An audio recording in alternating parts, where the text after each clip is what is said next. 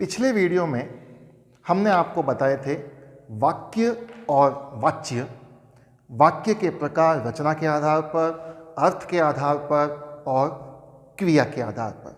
क्रिया के आधार पर वाक्य के प्रकारों को वाच्य कहा जाता है और वो 3 प्रकार के होते हैं, वह हमने आपको बता दिए। अब हम आज लेके आए हैं उसी से अगला टॉपिक, पदबंध। सबसे पहले हमें पदबंध को जानने के लिए पद और बंध इन दोनों शब्दों को समझना होगा। ये 2 शब्दों से मिलकर बना है पद और बंध। पद किसे कहते हैं? कई लोग ये समझते हैं कि पद का अर्थ होता है शब्द, लेकिन पद का अर्थ शब्द नहीं होता है। पद का अर्थ उस समय होता है जब हम इसके अर्थ को वाक्य में प्रयोग करेंगे। जैसे वर्णों का सार्थक समूह,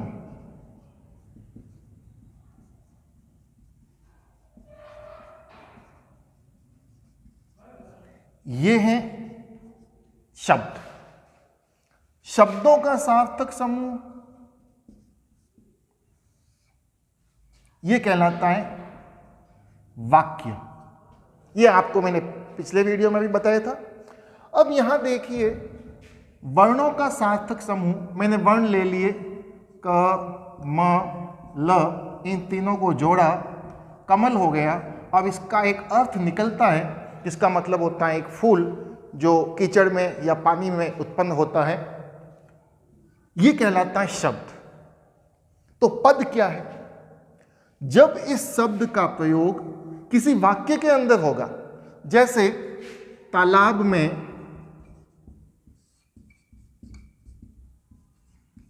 कमल खिले, यहां आप देखिए इस कमल का प्रयोग जब किसी वाक्य में हुआ तो यह कहलाता है पद, और जब ये स्वतंत्र हैं तब यह कहलाता है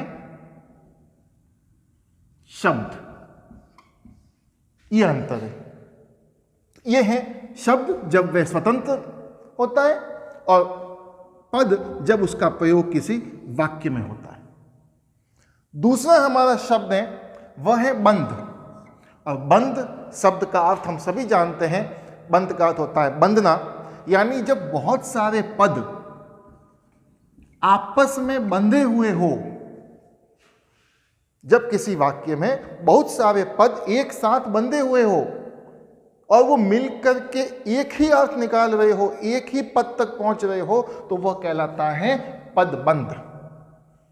जिसकी अगर हम परिभाषा निकालना चाहे तो कह सकते हैं कि जब 2 या 2 से अधिक, क्योंकि एक तो हो नहीं सकता, 2 या एक तो पद ही कहला दिया, 2 या 2 से अधिक पदों का समूह, 2 या 2 से अधिक पदों का समूह मिलकर जब एक शाब्दिक इकाई बनाए या एक पद बनाए तो वह कहलाता है पदबंध।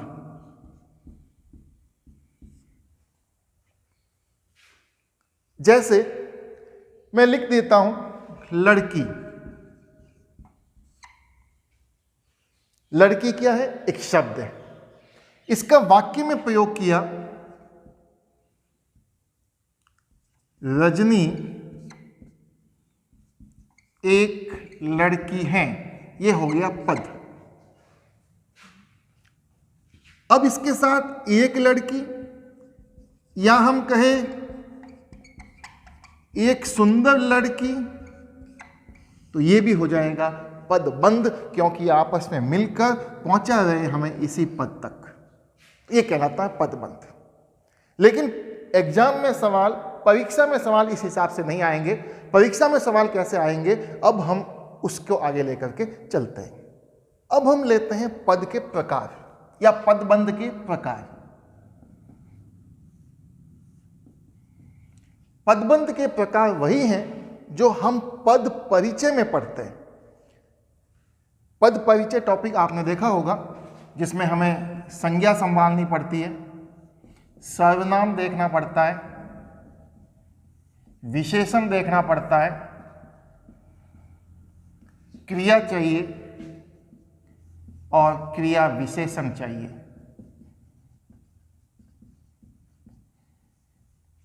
पद परिचय में हम ये चीजें देखते हैं, इन बिंदुओं को देखा जाता है, फिर इनका लिंग, इनके वचन, उन सबको देखा जाता है। तो ये 5 जो टॉपिक हैं, ये पांचों ही टॉपिक पदबंध के प्रकार हैं।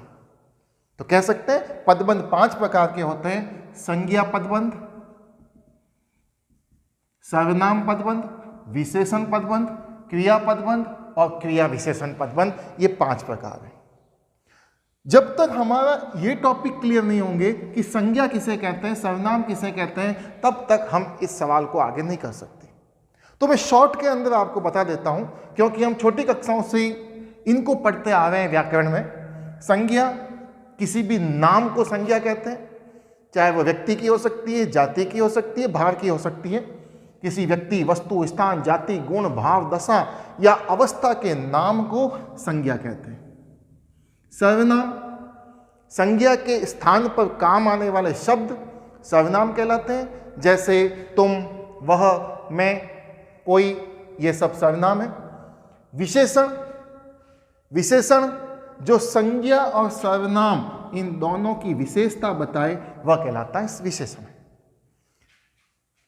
क्रिया, जिस शब्द से किसी काम का करना या होना पाया जाता है, उठना, बैठना, नाचना, खेलना, हंसना, रोना, चलना, फिरना, ये सब कहलाते हैं क्रिया।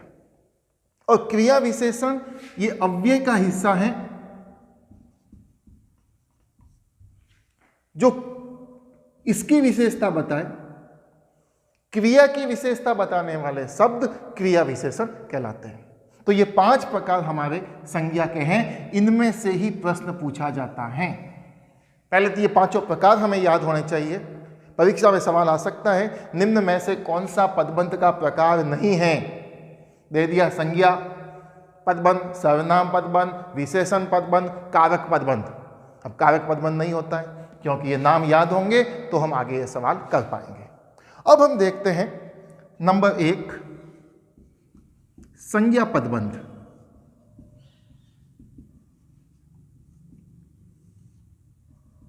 यहां मैं आपको बताऊंगा बहुत ही आसान ट्रिक, लेकिन पहले एक बार हम समझ लेते हैं। ट्रिक आगे बताई जाएगी, लेकिन पहले वीडियो को आप पूरा देखें, ताकि आप कहीं पर कोई गलती नहीं कर बैठे। दौड़ाएंगे तो आगे समझ में नहीं आएगा। संज्ञा पदबंध किसे कहते हैं? जो पदबंध की परिभाषा हमने ली थी कि जब 1 या 2 से अधिक पद मिलकर के एक शाब्दिक इकाई बनाते हैं, तो जब 2 या 2 से अधिक पद मिलकर एक संज्ञा का काम करें, 2 या अधिक पद मिलकर संज्ञा का काम करें, वह कहलाता है संज्ञा पदबंध। यहां हमें परिभाषा पर भी ज्यादा ध्यान नहीं देना है। हमें क्या देखना है, इसके उदाहरणों के माध्यम से हम समझेंगे, तब हमें समझ में आएगा। उदाहरण इसके क्या है देखना। एक उदाहरण लेते हैं हम, जैसे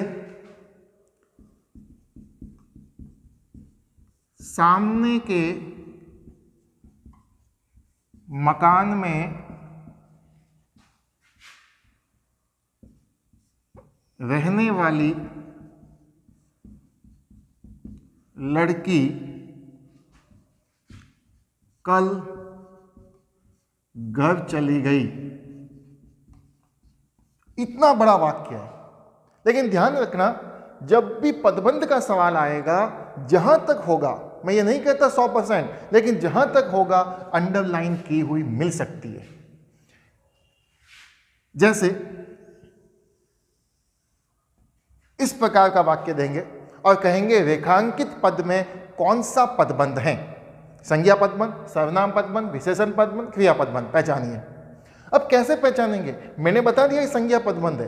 क्यों है, कैसे पहचानेंगे? इसको पहचानने का सबसे आसान विधि हम बताएंगे, लेकिन पहले देखिए यहां बात किसकी हो रही है। सामने के मकान में रहने वाली लड़की कल घर चली गई। कौन घर गई? लड़की। लड़की क्या है? संज्ञा। और लड़की जब संज्ञा है और लड़की कौन सी है, सामने के मकान में रहने वाली, ये पूरा कहलाएगा संज्ञा पदबंध, क्योंकि लड़की की बात है, लड़की एक संज्ञा है, इसलिए संज्ञा पदबंध। और भी उदाहरण हम इसके देख सकते हैं। रात में पहरा देने वाला पहरेदार जल्दी सो गया था। रात में पहरा देने वाला पहरेदार, कौन सोया जल्दी? पहरेदार। बात किसकी हो रही है?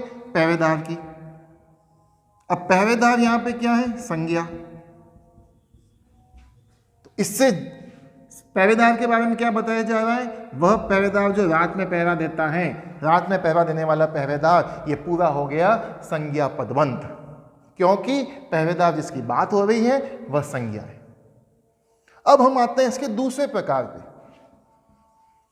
सर्वनाम पदबंध।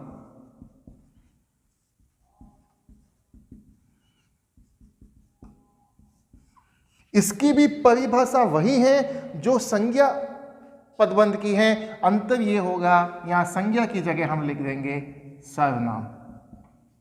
जब दो या दो से अधिक पद मिलकर के कोई सर्वनाम का काम करे तो वह कहलाता है सर्वनाम पदबंध।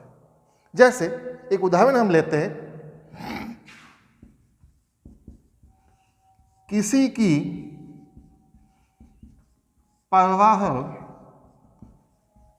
नहीं करने वाले तुम सुरेश से क्यों डरते हो?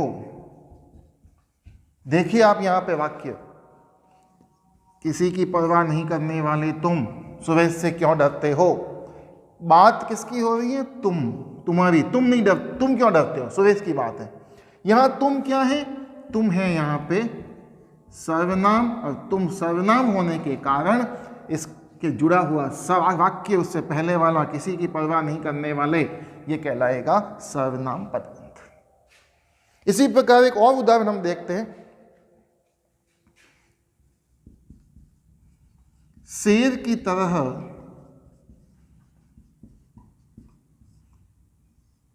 दहाड़ने वाले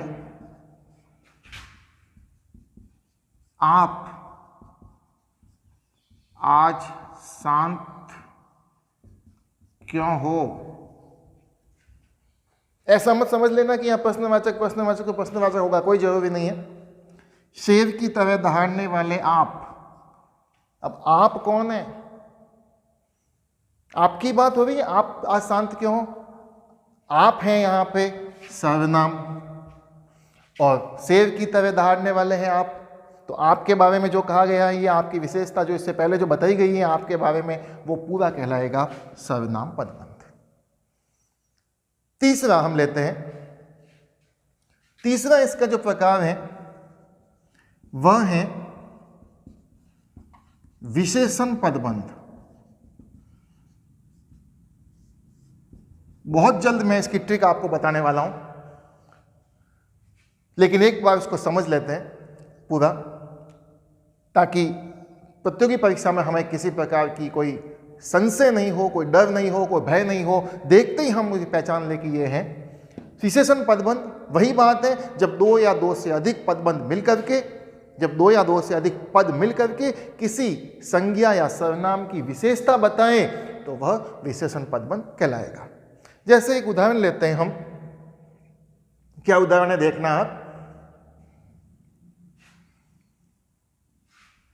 उदाहरण मैं जो लिख रहा हूं उस पर आप देखना, गौर करना। इन उदाहरणों में, इस उदाहरण में आपको कुछ समानता मिलेगी, अगर नहीं मिलेगी तो मैं आपको बताऊंगा क्या समानता है, वही हमारी ट्रिक होगी।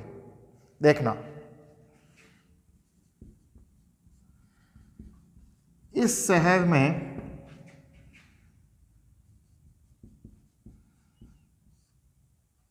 आपका भवन, इस शहर में आपका भवन, यहां हम लिख देंगे, इस शहर में सबसे सुंदर भवन आपका है। ये वाक्य है, इस शहर में सबसे सुंदर। बात किसकी हो रही है? भवन की। लेकिन भवन की यहां विशेषता, यहीं पे रोक दी अंडरलाइन को। ये क्या है? सुंदर। ये विशेषता बता रहा है इस भवन की, तो ये है विशेषण। तो इससे पहले इस शहर में सबसे सुंदर, ये पूरा हो गया विशेषण पदबंध। अब हम लेते हैं चौथा, क्रिया पदबंध।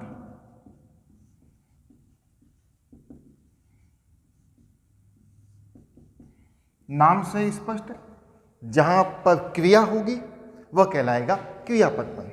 जैसे राजेश पढ़कर खेलने लगा।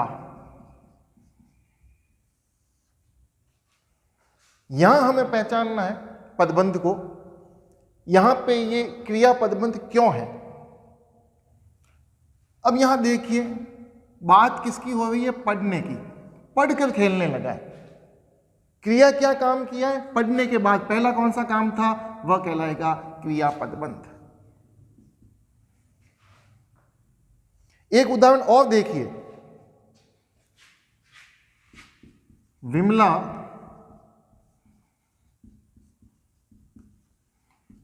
खाना खाकर सो गई। विमला खाना खाकर सो गई। खाकर सो गई, ये क्रिया पदबंध है, क्योंकि काम उसने पहले क्या किया है? खाने वाला। ये कहलाएगा क्रिया पदबंध। अंतिम पदबंध है हमारा क्रिया विशेषण पदबंध।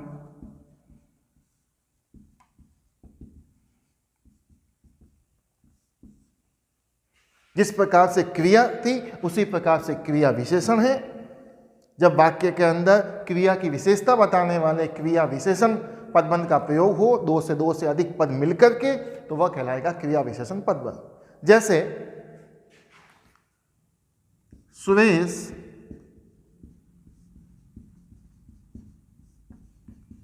पहले की अपेक्षा बहुत तेज दौड़ा। पहले की अपेक्षा बहुत तेज। यहां आप देखिए, मेन शब्द क्या है इसमें? तेज। पहले की अपेक्षा बहुत, ये कोई महत्वपूर्ण नहीं है, महत्वपूर्ण शब्द है तेज। और तेज क्या है? तेज है क्रिया विशेषण। और इससे पहले की अपेक्षा बहुत तेज, ये पूरा मिलकर के इस तेज को बता रहा है कि कितना तेज, पहले की अपेक्षा बहुत तेज।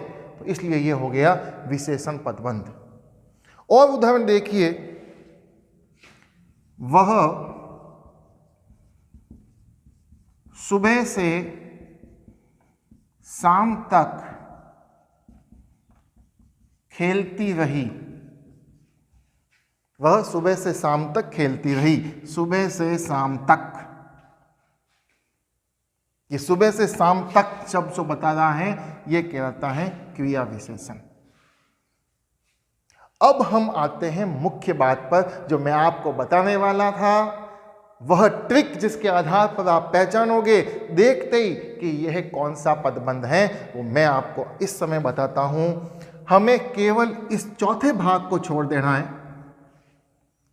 पहला, दूसरा, तीसरा और पांचवा, यानी संज्ञा, सर्वनाम, विशेषण और क्रिया विशेषण, ये इस पांचों के अंदर अंडरलाइन शब्द का अंतिम पद जो होगा उसे हमें पहचानना है कि वह क्या है। अगर अंतिम पद संज्ञा है तो संज्ञा पदबंध होगा। अगर अंतिम पद विशेषण है, विशेषण पदबंध होगा।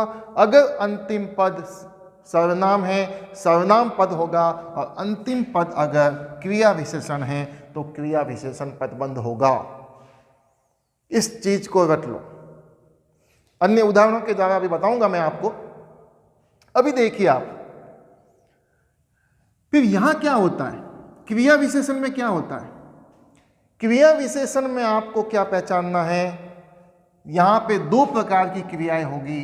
जो क्रिया पहले हो रही है, अगर उसमें दो क्रिया हो रही है तो वहां पे अंतिम पद पे नहीं आएंगे, हम पहले पद पे आएंगे और वह कहलाएगा हमारा क्रियापद बंध। सो गई यहां पे नहीं आना है, पढ़कर या खाकर, इसके आधार पर बना है ये क्रियापद बंध। समझ गए होंगे। अब मैं कुछ उदाहरण के द्वारा आपको ये समझाता हूं, देखना आप इस चीज को, बिल्कुल स्पष्ट हो जाएगी जो मैंने आपको बताया कि अंतिम के आधार पर ही ये होता है और बहुत ही आसान ट्रिक है इसकी। जैसे मैं आपके सामने एक उदाहरण रखता हूं,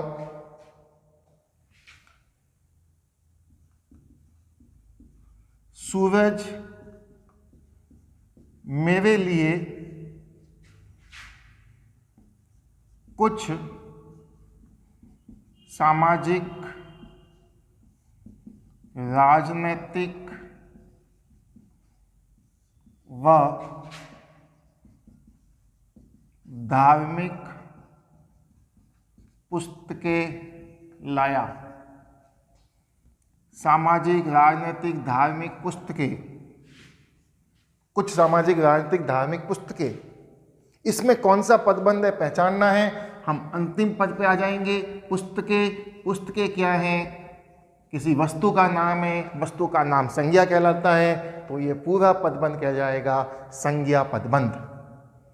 इसी प्रकार से और उदाहरण आप देखिए, सुमन नहाकर खाना बनाने लगी। नहाकर खाना बनाने लगी। अब लगी ये कोई शब्द है नहीं, ये क्रिया, संज्ञा नहीं, सर्वनाम नहीं, विशेषण नहीं, क्रिया विशेषण नहीं, क्रिया नहीं। लगना होता है वैसे क्रिया, लेकिन ये लगी शब्द का अर्थ नहीं है। काम तो यहाँ पे खाना बनाने का हो रहा है, तो ये क्रिया काम कर नहीं रही है। और जब ऐसी स्थिति आ जाए, कहा था दो क्रिया होगी, नहाकर और खाना बनाना, तो नहाकर ये शब्द क्रिया है, इसलिए ये कहलाएगा क्रिया विशेषण पदबंध। पहले वाला उदाहरण हमने क्या देखा था, उसमें भी आप देख सकते हैं, जैसे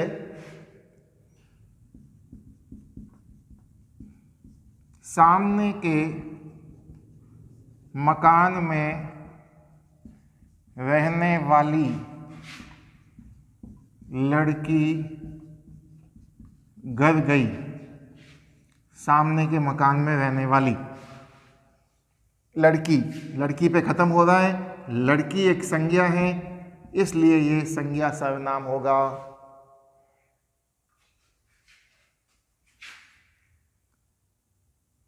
बहुत परिश्रम करने वाले तुम इस बार फेल कैसे हुए या हो गए। बहुत परिश्रम करने वाले तुम, अब ये तुम शब्द पे खत्म हो गया, अंतिम पद तुम है, और तुम क्या है, तुम है सर्वनाम, तो इससे जुड़ा हुआ ये पूरा वाक्य कहलाएगा सर्वनाम पदबंध। समझ गए होंगे। ध्यान रखना, जब भी ऐसी स्थिति आएगी, अंतिम पद को आप पहचान लीजिए, वही आपका उत्तर होगा, वही पदबंध कहलाएगा जो अंतिम पद है। कुछ उदाहरण हम और देखते हैं अभी। अब देखिए, हम इन सबको जो आपको ट्रिक बताई, ये कुछ उदाहरण आपके सामने लिखे हैं, इसके अंदर इसका प्रयोग करके हम पहचानते हैं कि वास्तव में ये कौन सा पदबंध है। कोशिश कीजिए आप भी इसको पहचानने की। निरंतर बहने वाला जल पवित्र होता है। अंडरलाइन की हुई है, रेखांकित पद है, निरंतर बहता जल। कहा था अंतिम पद को पहचानना, जल। जल क्या है? जल एक वस्तु का नाम है जो संज्ञा है, इसलिए ये संज्ञा पदबंध कहलाएगा। दूसरा देखिए, उत्तर से दक्षिण तक भारी वर्षा हुई, तक में रुक गया, अंतिम पद है तक, और तक क्या है? बिल्कुल सही, क्रिया विशेषण। यह एक अव्यय पद है, क्रिया विशेषण अव्यय में आता है, तो क्रिया विशेषण होने के कारण यह कहलाएगा क्रिया विशेषण पदबंध। अगला उदाहरण देखिए, तकदीर का मारा मैं कब आगे बढ़ूंगा। पद कहां खत्म हो गया? मैं पे। और मैं क्या होता है? मैं एक सर्वनाम है, और सर्वनाम होने के कारण यह सर्वनाम पदबंध कहलाएगा।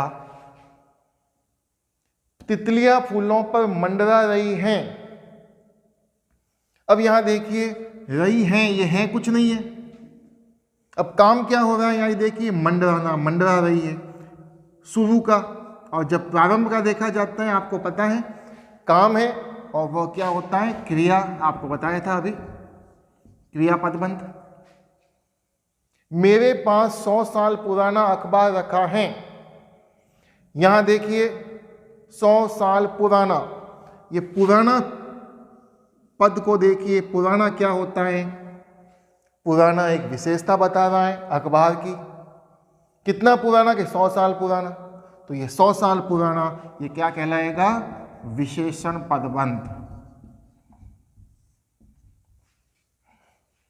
लोमड़ी से तेज दिमाग वाले तुम ये प्रतियोगिता जरूर जीतोगे। अब कहां खत्म हो रहा है? लोमड़ी से तेज दिमाग वाले, वाले पे खत्म हो गया। यहां ध्यान देना, इसलिए मैंने कहा था पूरा पढ़ना जरूरी है। जब एग्जाम्पल हम कर रहे हैं, उदाहरण कर रहे हैं, तो ज्यादा समझ में आएगा। और लोमड़ी से तेज दिखने वाले, वाले पे ये अंडरलाइन हमारी खत्म हो चुकी है। लेकिन वाले न संज्ञा होता है, न सर्वनाम है, न विशेषण है, न क्रिया है, न क्रिया विशेषण है, कुछ भी नहीं है। ऐसी स्थिति में हम इस पद पर ध्यान देंगे कि ये क्या है, पूरा का पूरा।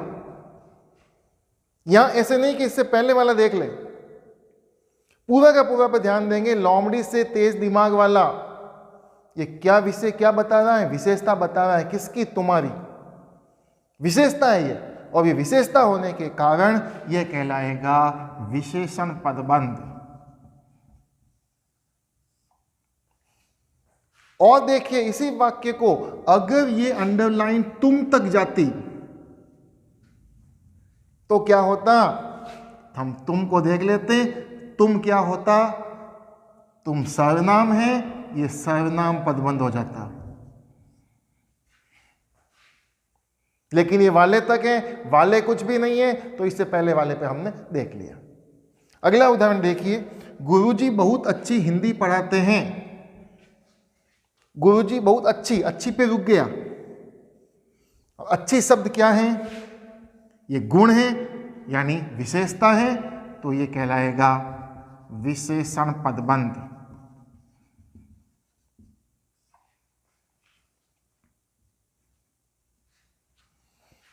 मैं पढ़कर सो जाता हूं। अंतिम पद हूं, कुछ भी नहीं है। संज्ञा, सर्वनाम, विशेषण, क्रिया, क्रिया विशेषण, पांचों ही नहीं है। तो हम कहां आएंगे? या तो पूरे को देखो या पहले वाले को देखो। दो क्रिया है, पढ़कर सोना। पढ़कर क्या है? काम हो रहा है, क्रिया हो रही है, तो ये क्रिया विशेषण कहलाएगा, सॉरी क्रिया पदबंध कहलाएगा। नम्मा, सबसे लंबे टेबल पर मेरी पुस्तक रखी है।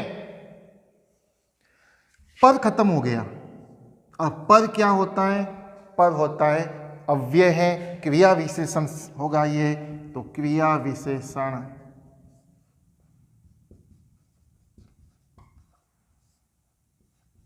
पदबंध। 10वां उदाहरण, गंगा के तट पर, ये भी पर पे खत्म हो गया। और पर क्या है? वही बात है, क्रिया विशेषण, तो ये भी क्रिया विशेषण पदबंध होगा। अब यहां देखिए, अगर ये पर विद्यार्थी तक खिसक जाता है, अंडरलाइन, तो विद्यार्थी संज्ञा है, तो ये संज्ञा पदबंध हो जाता।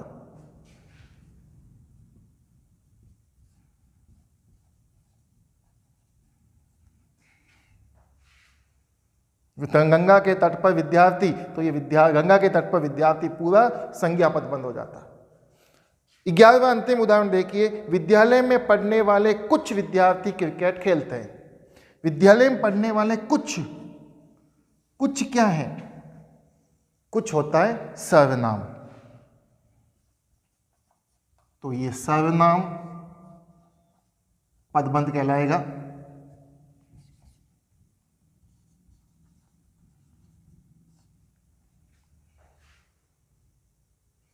कुछ विशेषण भी हो सकता है, दोनों लिख देता हूं मैं एक बार।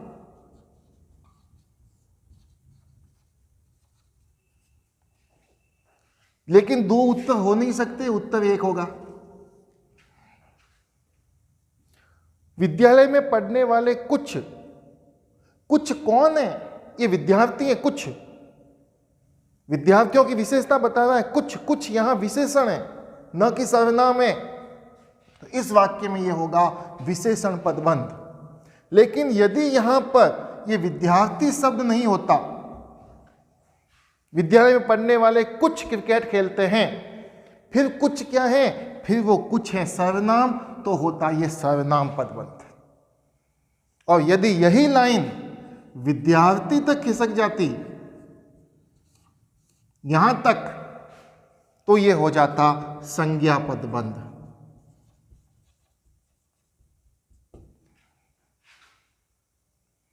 समझता हूं आपको ये पदबंध आसानी से समझ में आ गए होंगे, और बिल्कुल सही ट्रिक है, आसानी सा काम है। अंतिम पद को पहचान लो, उसका प्रयोग क्या है, संज्ञा, सर्वनाम, विशेषण, क्रिया या क्रिया विशेषण, और वही कहलाएगा हमारा पदबंध।